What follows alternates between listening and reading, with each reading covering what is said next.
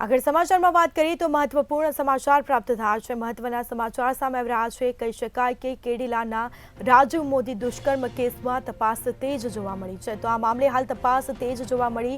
એસઆઈટીની ટીમે બલ્ગેરિયન યુવતીનું નિવેદન લીધું।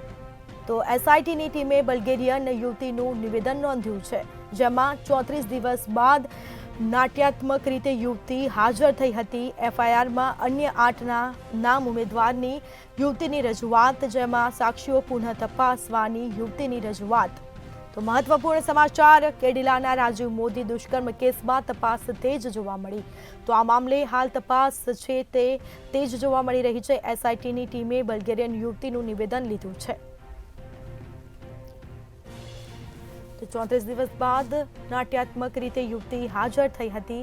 મહત્વપૂર્ણ સમાચાર, એફઆઈઆરમાં અન્ય 8ના નામ ઉમેદવારની યુવતીની રજૂઆત, જેમાં સાક્ષીઓ પુનઃ તપાસવાની યુવતીની રજૂઆત। વધુ વિગતો સાથે સંવાદદાતા શિવાંશુ સિંહ ફોનલાઈન પર જોડાઈ ગયા છે। જી, કેડિલાના રાજીવ મોદી દુષ્કર્મ કેસમાં તપાસ તેજ જોવા મળી, શું માહિતી?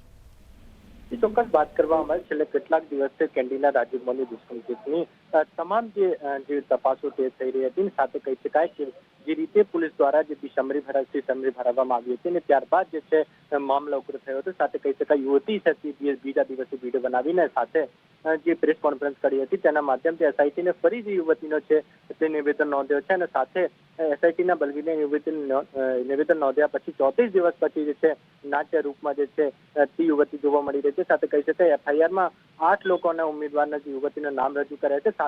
કહી શકાય કે સાક્ષીઓના જે પુરાવાઓ છે તે યુવતી રજૂ કરી રહી છે। સાથે તમામ પ્રકારના જે આક્ષેપો છે તે કેડિલાના રાજીવ મોદી ઉપર આક્ષેપો કરવામાં આવી રહ્યા છે। જી, તમામ જાણકારી આપવા બદલ આપનો આભાર। તો કેડિલાના રાજીવ મોદી દુષ્કર્મ કેસમાં તપાસ તેજ જોવા મળી। આ મામલે વધુ કાર્યવાહી હાથ ધરાઈ। તો એસઆઈટીની ટીમે બલ્ગેરિયન યુવતીનું નિવેદન પણ નોંધ્યું છે। તો આ મામલે હાલ કાર્યવાહી છે તે હાથ ધરવામાં આવી। 34 દિવસ બાદ નાટ્યાત્મક રીતે યુવતી હાજર થઈ છે।